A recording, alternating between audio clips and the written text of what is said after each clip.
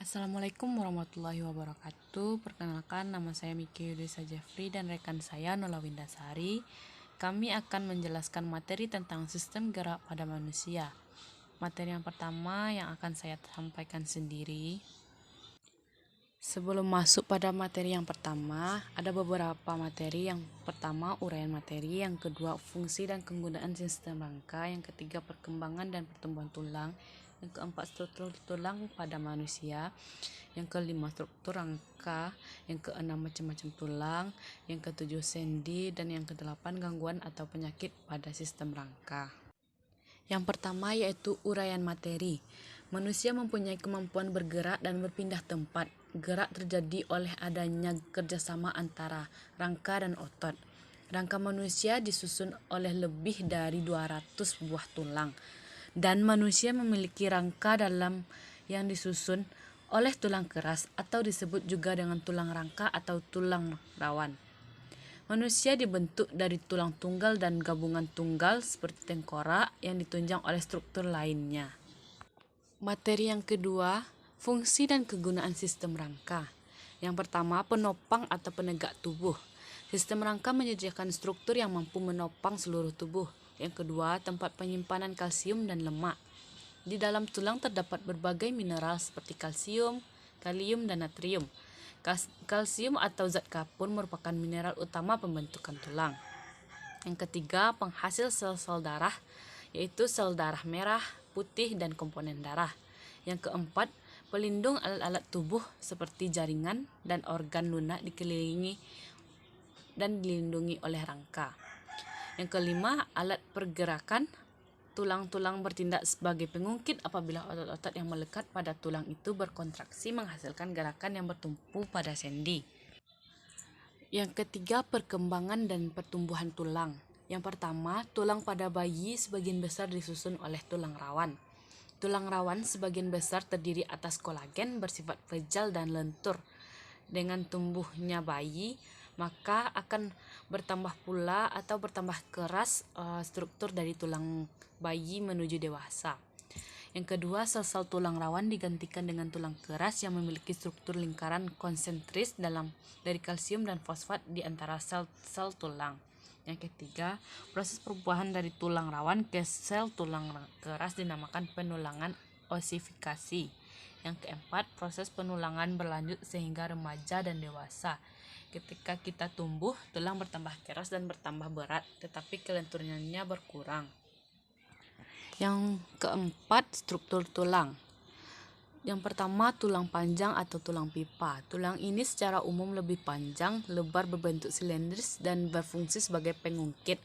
Tulang panjang terletak pada lengan atas, lengan bawah, paha, betis, telapak tangan, telapak kaki, jari, dan ibu jari.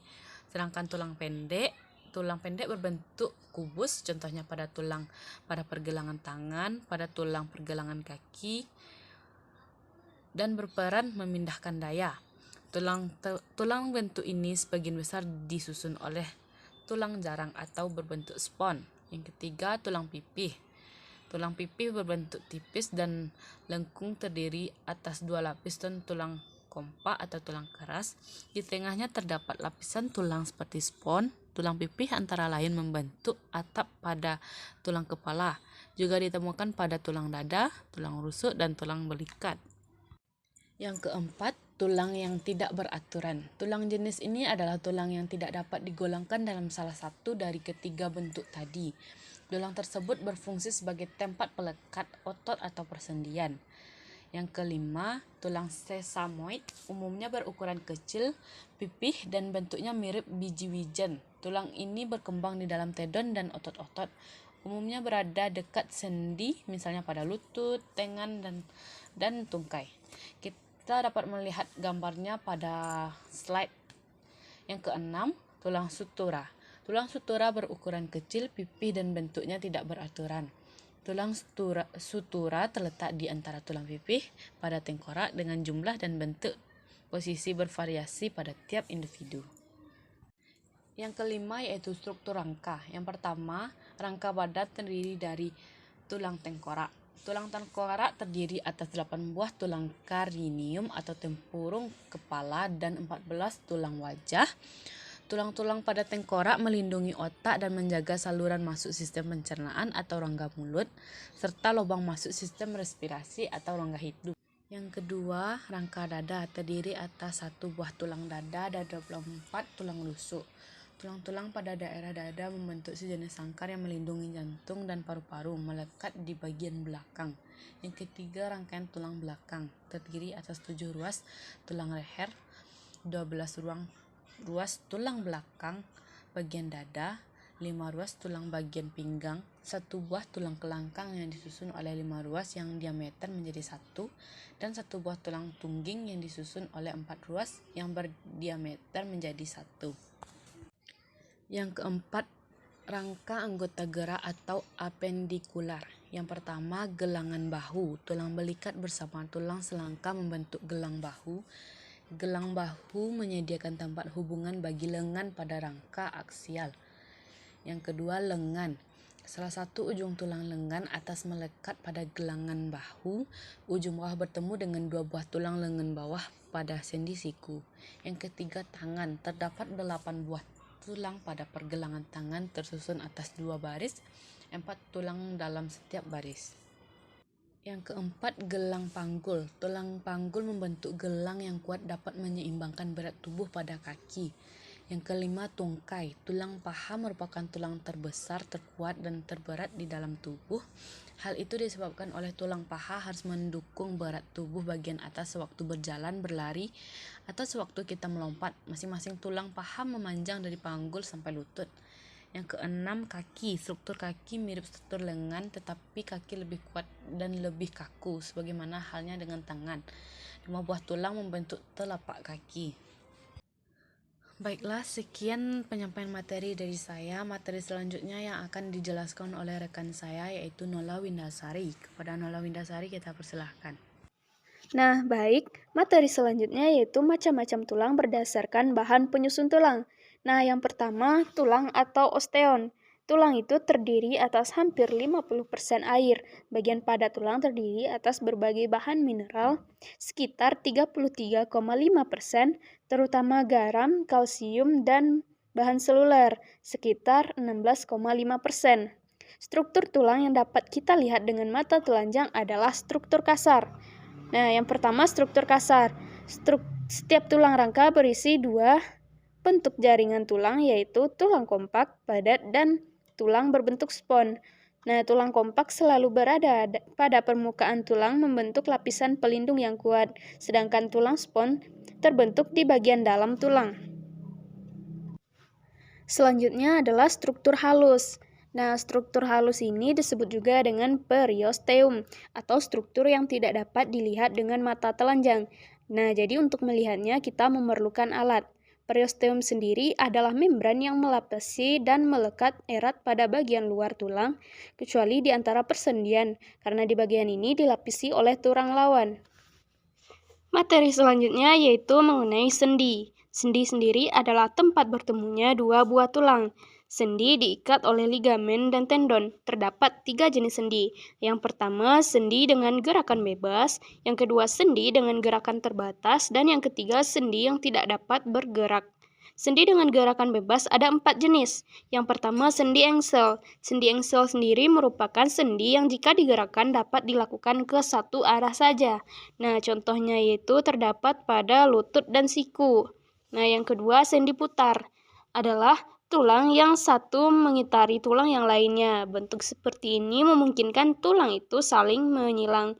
Contohnya, ujung 2 buah tulang pada lengan bawah, tulang hasta dan pengumpil, bertemu membentuk sendi putar pada siku. Yang ketiga, sendi pelana. Sendi pelana memungkinkan tulang yang satu meluncur pada tulang yang lainnya. Tulang-tulang pada pergelangan tangan membentuk sendi pelana dengan fleksibilitas yang tinggi atau dapat bergerak ke segala arah. Yang keempat, sendi geser. Sendi geser terdapat pada hubungan antara tulang yang memungkinkan pergerakan menggeser suatu tulang dengan tulang lain. Nah, contohnya sendiri terdapat pada tulang belakang. Yang kelima, sendi peluru. Sendi peluru terbentuk dengan ujung tulang yang berbentuk bola, masuk pada bagian tulang yang lainnya yang membentuk tangku. Sendi yang terdapat pada bahu dan panggul merupakan contoh sendi peluru. Nah, yang kedua, sistem otot manusia. Yang pertama, jenis otot manusia. Otot manusia dibagi menjadi 3 jenis berdasarkan penampakannya. Yang pertama, otot lurik. Dikatakan otot lurik karena adanya daerah gelap dan daerah yang terang, berselangan kalau dilihat dengan mikroskop. Otot lurik disebut juga otot sadar karena bekerja menurut perintah otak. Yang kedua, otot polos. Di bawah mikroskop, otot polos nampak polos. Bekerjanya di bawah kesadaran kita, misalnya pada rahim, usus, dan saluran kelamin. Nah, yang ketiga, otot jantung. Bekerjanya di bawah kesadaran kita, bentuknya bergaris melintang. Otot jantung hanya terdapat pada bagian dinding jantung. B. Struktur anatomi otot. Setiap otot terdiri dari beberapa ratus hingga ribu sel otot. Di dalam setiap sel otot terdapat banyak struktur yang mirip benang yang disebut myofibril. Nah, otot sendiri terdiri dari beberapa bagian. Yang pertama tendon, yang kedua blood vessel, yang ketiga vesicle, yang keempat sarcolemma, yang kelima myofibril, yang keenam nuklei, yang ketujuh endomycelium, yang kedelapan perimycelium, yang kesembilan epimycelium, dan yang kesembilan bone. C. Mekanisme kontraksi otot. Otot dalam tubuh akan saling berkontraksi jika mendapatkan rangsangan. Proses kontraksi otot didahului dengan datangnya impuls saraf. Ribuan filamen aktin disusun sejajar satu sama lain di sepanjang sel otot, yang diselingi dengan filamen yang lebih tebal yang terbentuk dari protein yang disebut miosin. Kontraksi sel otot terjadi akibat filamen aktin dan miosin yang saling meluncur melewati yang lain, yang akan memperpendek selnya. Dalam sel otot, filamen aktin terletak sejajar dengan filamen miosin tebal. Miosin bertindak sebagai molekul motor dengan bantuan lengan yang menjalankannya.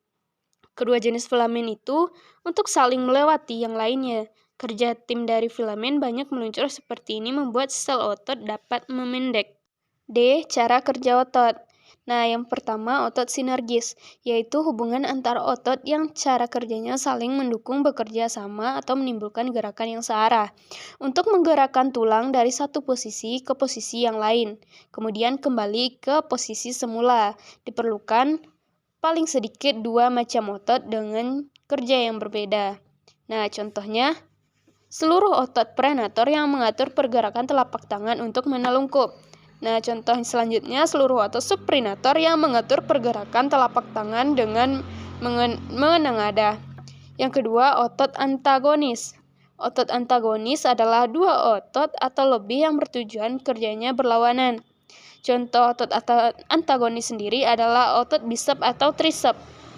Untuk mengangkat lengan bawah, otot bisep berkontraksi dan otot trisep berelaksasi. Untuk menurunkan lengan bawah, otot trisep berkontraksi dan otot bisep berelaksasi. Otot antagonis sendiri terdiri dari beberapa macam. Yang pertama, otot ekstensor atau meluruskan dengan fleksor membengkakkan. Yang kedua, otot abduktor menjauhi sumbu badan dan aduktor mendekati sumbu badan. Nah, yang ketiga, otot suprinator menengadah dengan prenator menelungkup. Nah, yang keempat, otot depresor gerakan ke bawah dan otot elevator gerakan ke atas. D. Cara kerja otot. Nah, yang pertama otot sinergis, yaitu hubungan antara otot yang cara kerjanya saling mendukung bekerja sama atau menimbulkan gerakan yang searah. Untuk menggerakkan tulang dari satu posisi ke posisi yang lain, kemudian kembali ke posisi semula, diperlukan paling sedikit 2 macam otot dengan kerja yang berbeda. Nah, contohnya, seluruh otot prenator yang mengatur pergerakan telapak tangan untuk menelungkup. Nah, contoh selanjutnya, seluruh otot suprinator yang mengatur pergerakan telapak tangan dengan menengadah. Yang kedua, otot antagonis. Otot antagonis adalah 2 otot atau lebih yang bertujuan kerjanya berlawanan. Contoh otot antagonis sendiri adalah otot bisep atau trisep. Untuk mengangkat lengan bawah, otot bisep berkontraksi dan Otot trisep berelaksasi. Untuk menurunkan lengan bawah, otot trisep berkontraksi dan otot bisep berelaksasi. Gangguan atau penyakit pada sistem rangka selanjutnya yaitu luka pada sendi. Kecelakaan pada sendi yang paling umum adalah keseleo. Keseleo sendiri terjadi jika ligamen dan tendon di sekitar sendi terenggut. Pada keseleo yang hebat, jaringan itu dapat robek. Bentuk lain dari kecelakaan pada sendi disebut juga dengan dislokasi. Yang keempat, masalah pada kaki. Ketika kita berdiri dengan telapak kaki menempel pada lantai, tampak bahwa bagian tengah telapak kaki kita tidak menyentuh bagian lantai. Bagian ini dinamakan dengan lengkung kaki. Lengkung kaki terbentuk dari susunan-susunan tulang pada kaki dan tekanan di antara tulang-tulang itu yang diikat oleh ligamen dan otot. Nah, yang kelima, aritis. Penyakit ini ditandai dengan pembengkakan dan pengembangan jaringan di sekitar sendi dengan beberapa macam aritis. Ya, misalnya sendi menjadi kaku dan terjadi kerusakan tetap karena robeknya jaringan sendi. Itulah penyampaian materi dari kami. Apabila terdapat kekurangan dan kata-kata yang salah, kami mohon maaf. Wabillahi taufik wal hidayah. Wassalamualaikum warahmatullahi wabarakatuh.